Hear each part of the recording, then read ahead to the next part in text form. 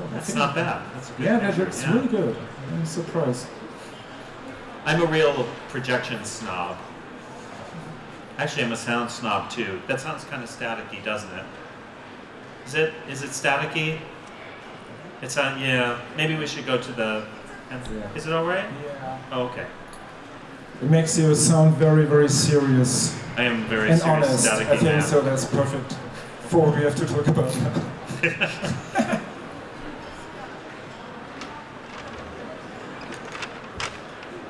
Oh, that thing. I am logged in. Let's get rid of that. Logging out is always good. Getting rid of things, you know. So, why is that? Oh, there we go. All right, we're good. So perfect. Yeah, I think so. We are about to start now. Can we start? Everything okay? Okay, yeah. Welcome to the booth of Leipzig Reading. That is a special thing you find here at the book fair in Leipzig. And yeah, welcome. And also welcome in the name on the behalf of Carlsen Comics Verlag. Is very proud to have you here, but especially to have Scott McCloud here with us. So it's a pleasure, it's an honor. Scott, nice to have you here. Thank so you, give Mr. a warm applause, please, for Scott. Yeah, that's it. That's it. So, what we're gonna do today is very, very serious, of course, but it's not so serious. We just want to talk something about this one here, the sculpture, the Bildhauer. That's a new graphic novel of Scott, and I think it's not really necessary to introduce you, or shall I say something to you? Born in 1960, and I just want to mention one thing: Zod. I love Zod. Zod is one of the very early superhero comics Scott made. Yeah. And what is really precious about that, you transformed that comic. It was a comic. You transformed that in the endless canvas concept on your website. So if you want to see something really cool, go to scottmccloud.com and you find a lot of precious things there. So, and the other thing you will find there, and I have to mention that too, is the 24-hour comics. That is really fun and it's so impressive. Just do it. You go to scottmccloud.com and you will find precious work. I will tell you. So that was my introduction. Thank you, Christian. Yeah, but also I have to say, he's world famous for some books you probably may heard of. I mean, it's understanding comics, it's reinventing comics, and it's making comics. And so Scott is very well known as a theorist of comics, and you might say now, oh no, God, I don't want a theory in comics. I mean, comic is something that is supposed to be fun, but it's not theory. But I can tell you something now, this is the solution to your problems, because this is a graphic novel, and this is it's a great piece of art. And what I have to say too, it's if you just start on the first page, you know, you're drawn in, you know, and you don't want to get rid of it until the last page, and then you start thinking about it, and then you might discover there is some theory. And if you're lucky today, we will come to that point. But first of all, I think we should start with a start, and that is the question: how did you start? Can you show the making of some sketches, some kind of that stuff? Sure, yeah, absolutely. This is a very old story. It came to me when I was in my 20s. My hero, David Smith here, who has the same name as a famous sculptor, except he's the other David Smith. He's 26 when we start this, and this is the age I was when the story came together in my imagination. But I didn't do it for many, many years. It just lingered back there. Partially because it was almost like a superhero story, and I thought that comics could be so much more than superheroes. So maybe I was a little afraid of it. But we kept thinking about it, and decades later, almost, 25 years after I came up with the story, I thought maybe it's time to actually make it. This is the little notebook I had when I was in high school. This is what it looked like. And this is where I wrote down all of my crazy superhero ideas in high school and in college. And one of them was this story. But when we decided we wanted to make it, I was much, much older. I was almost twice the age, and we went on a tour of all 50 United States. Ivy, this is my wife Ivy right here in the front row, the purple shirt. She did all the driving, so all I did was think about the story, and I took lots and lots and lots of notes. I just kept writing down all these different ideas I had for how the story could work. And when I was ready to make the real comic in 2008, this is how it looked. What you're looking at here is in Photoshop. This is all digital. In Photoshop, you're looking at 40 pages of layouts. This rough version of the comic that I made, where every single panel, all of the writing, all of the dialogue is actually in word balloons. I did this for a whole 500-page book.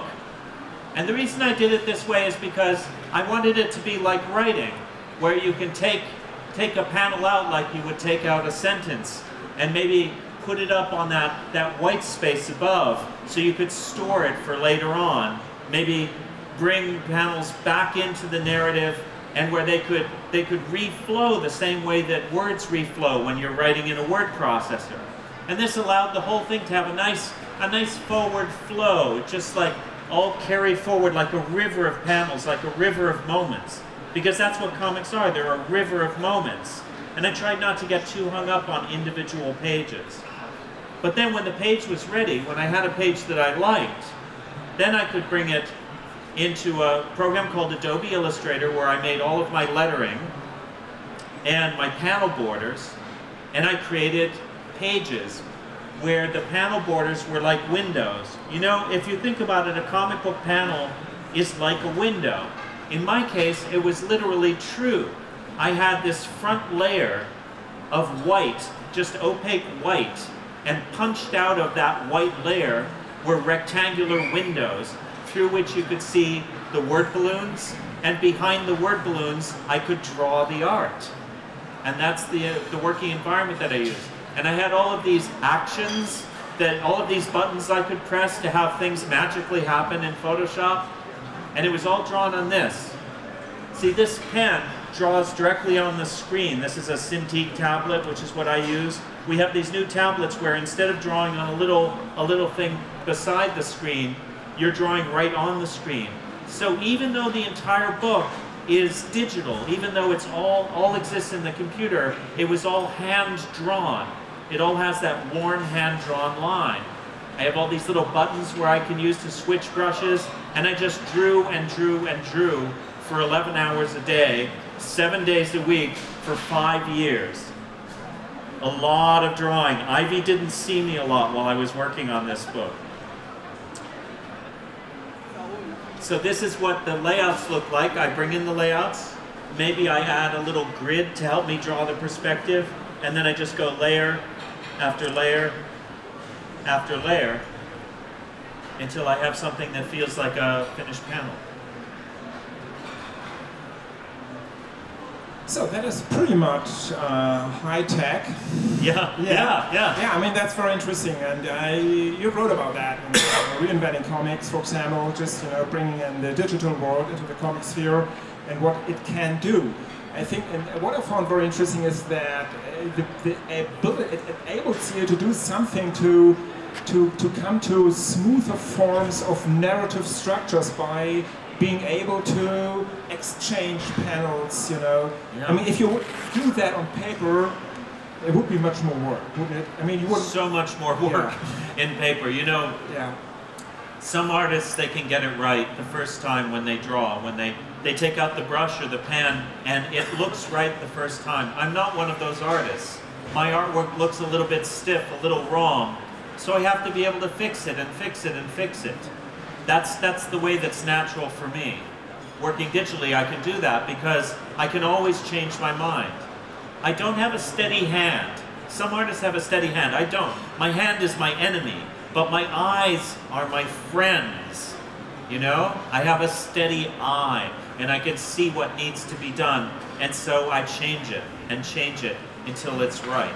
I do it with the writing, I do it with the art. Same thing. Yeah, that's amazing.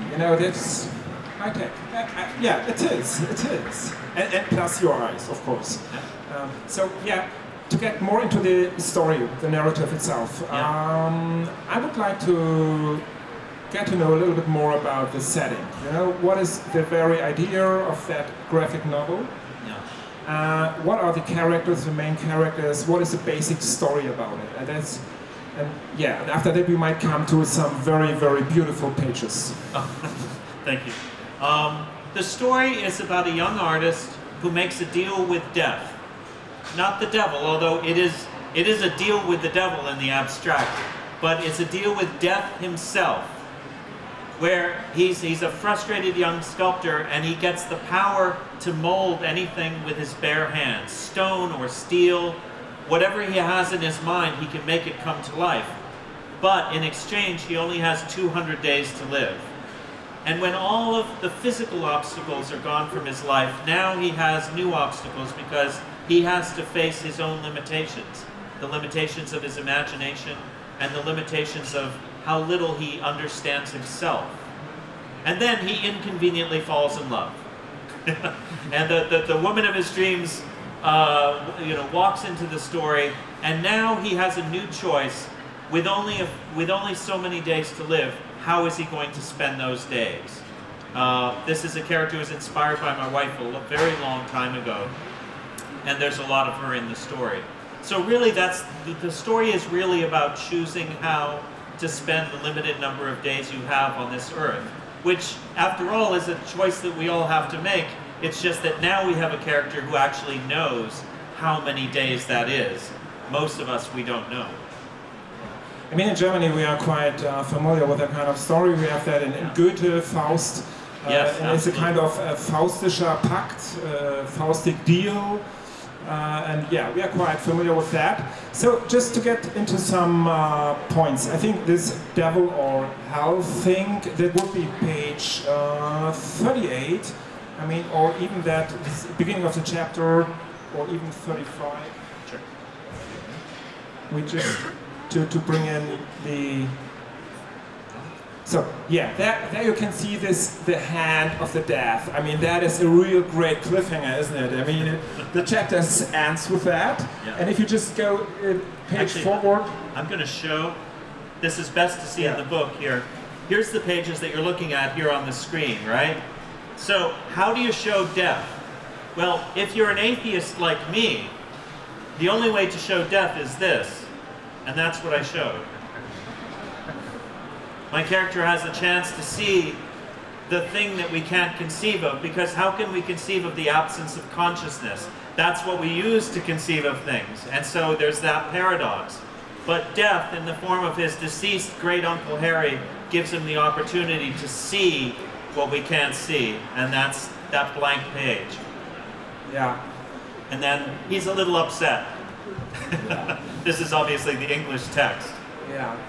So that is the one pole you were talking about, and the other one is, and yeah, we have to talk about Mac. I mean, that is really serious, and I have to admit that I instantly fell in love with this girl. She's stay away from my wife. Yeah, I mean, she's just such a marvelous being. So we'll go to this angel coming down. And yeah, that would be page. That's yeah. Oh, it's okay. I can just go forward actually.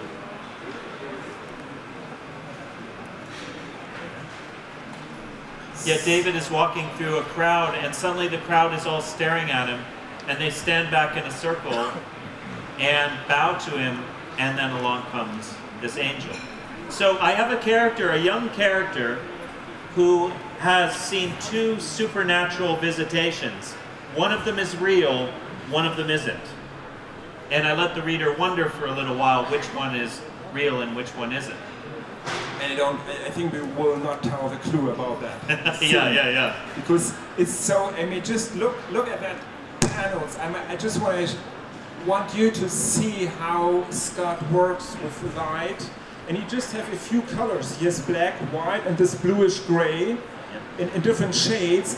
And if you just go to the left top of the page, you see this light glimmering through the wings of the angel, and that's for me just an amazing scene. And this is something I can do digitally that is difficult to do in traditional color, traditional printed color. So, and now the story goes on, I would say quite complex. There are no easy solutions. No. Never. There are never any easy solutions. But we have a different kind of struggle because it's a deal with death rather than a deal with the devil. You know, a deal with the devil, with Mephistopheles, right? Yeah. It's all about the afterlife. The afterlife hangs over everything. And you spend much of the story dreading what's to come, right? But when it's a deal with death, true death, the complete absence of life, all you can do is look back and become more and more aware of the life you have left to you. And focus on those days, focus on this life, right? So a traditional Faust story, you focus more and more on the life to come. But in this story, you focus more and more on the life you have as it gets shorter and shorter and shorter. Ich bin die Kraft, die stets das Böse will und das Gute schafft. That's what Goethe says about that. I'm the force that always wants the evil, but produces or awakes the good. Yeah. By wanting the evil or doing the evil. So right, exactly. The yin that awakens the yang. Right. Yeah. Right. So that's one of the mechanisms. So, okay, the story becomes more complex, and it's not that easy. Love isn't easy. Dealing with the hell or the dead is not easy, and it makes everything very limited, very precious. And what I really found fascinating in the story was everything becomes very dense. You know? Very, kind of stressed, very serious now, because we have a serious love affair, we have a serious art affair, kind of. So, so you just want to stress me as your reader, right? Oh yeah, no, I do. I definitely want you to be stressed as a reader, and I wanted this story to be a kind of rolling machine. Like you mentioned, like once you begin reading, I don't want you to think about theory, I don't want you to think about techniques, I want you to feel like you're being propelled forward in this story, because that's how we're all being propelled in time. You know, all of us, we're all on this conveyor belt of time that's moving forward, forward, forward, and we can't ever step off of it, we're always on it. And so I wanted you to feel that way, but also, at a certain point it's about a slowing. The book gets faster and faster and faster, like it's on this massive ramp and you're just tumbling down like the deck of the Titanic. But at a certain point it levels, and as the days turn to hours and the hours turn to minutes, it slows. And there's a slowing to the narrative. Sure, yeah. Very precious moments for me. Yeah, there'd be a page. Yeah. See, I don't always have page numbers. I make my life difficult here. We're trying to find. There we go. It's around 250. You know, the suspended moments. You know, the moments where the world stops. This is what we search for, right? This is where we're all trapped in time. We're all in this now that's forever propelled forward. But there are those moments in life when the clock finally stops, even just for an instant, and we can just be here now. And that's something that I wanted my character to experience at times within the story, to find a place beyond time, you know, beyond that conveyor belt, where you could just exist. Yeah, and now we come to the really touching point here. For me, that was a touch point, so to say, the touching point for some reasons. I mean, we have a more or less abstract deal with the death. Yeah. I mean, 200 days, that's so far away, it's not me, you know, it's not my deal, I just have so much time. Yeah. And it slowly becomes a problem for David, but it's far away at the beginning, of course. Yeah. So, and now he comes to the question, okay, I have now these superhero abilities, that's part of the deal, and so that's so tricky, you know, how Scott brings in his old superhero stuff into this graphic novel, you know. You will be surprised, there's so much serious superhero stuff in that book, really it is. But that's not our point here. So, that is one part. And the question comes up, and David, wow, yeah, and now I have the superpower abilities. I can do everything. I'm the master of the universe. That's what he's saying, you know? Yeah, he actually says that at one point. He says, I'm the master of the universe, and then immediately trips over a fruit cart and goes falling, you know? Because, you know, the hubris brings this. Hubris always brings the fall. Yeah. So, but the point is, he has no idea what to do with his superpower. I know. Yeah, he's such that a is fool. one of the really tricky points here in that story. You know, he can do everything, but he lost all of his ideas. He has no clue what art is. And that may lead us now to the more theoretical layer of that book. And I think that is, for me, the part, because love, in a more, and that I found very touching here, love brings in a slight clue of what eternity could be for you. A slight idea of the power that comes into your life and that you are not in control of. Yeah. So, and I think that is where your book or your graphic novel gets a kind of theoretical spin. Because now the reflection, very well told reflection starts about what art can do, what art is, and this connection to love. And that was for me very touching at the beginning, but then very, very tense. You know, I just wanted to know, what is the solution to that problem now? Well, love in some ways is a surrender to time, isn't it? Because when you surrender to love, surrender to your connection to the whole human race, you know, you're doing the opposite of what the artist does. When the artist stands outside of that parade of survival and reproduction, you're falling back into the parade when you surrender to love, because you're saying, yes, I'm connected to everything, going all the way back to the earliest organisms on this planet. I'm connected all the way forward through all the generations to come, and we're part of something greater. But you're surrendering to time, aren't you? Because you're saying, yes, I'm going to pass, but the continuity continues. We're all connected. We're all connected all the way forward, all the way back. We are all part of something greater than ourselves. And the artist does just the opposite. The artist says, I choose at this moment to be only me. I choose to be an individual. I choose to make something that's not just the product of those evolutionary instincts of survival and reproduction. I want to make something that stands apart. And in the end, what I wanted this story to do was to show somebody who comes to accept that connection all the way forward and all the way back, to accept love, to accept that connection to the human race, but not to surrender his individuality as an artist. I wanted a story that forks in the end, that goes all the way to the ceiling and all the way to the floor, as he accepts the futility of trying to last, but he also struggles against that futility, because struggling against futility is beautiful.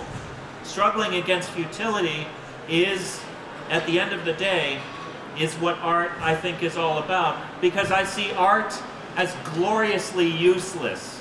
You know? I mean, that's what makes art art. It has no use, it has no function, it doesn't make you money, it doesn't get you laid, it just is. And in that way, you're embracing just the existence of the universe. It's a kind of and in itself, as we say in the aesthetical theory. Yeah. So, wow, thank you very much. You just made a fantastic 100% cliffhanger. So we have to go, because all these evil guys somewhere over there are telling us we have to go, because the next show will come up here in just a couple of minutes. So, Scott, no. First, thank you so very much for being here. Thank you. Thank you just for showing us, or giving us that insight into your great work. I really admire what you do. Thank you. So, yeah, that's for one. But we have a cliffhanger, and that is tonight at 20 or 8 p.m., as you would say, 20 o'clock. We go to the Millionaires Club, and we will be there with Scott, and we will just go on with our talk. So, if you want to come there, go there. I mean, we will tell you all the secrets about, of course, and much we more. promise no big spoilers. Pardon me? Oh, oh yeah, and then at 1 p.m. we have a, you are signifying the, some comics somewhere, where? Fabuland. So just go there. If you just want to hear your issue just signed by Scott, do it. So again, thank you very much. It was a pleasure. Thank you, Christian. That was great. And yeah, I'm Christian Schütter from the Berliner Zeitung, Berlin, and yeah, it was a pleasure to have you here. Thank you very much for coming. And just go to the sign table, and you will have some more fun. So, thank you.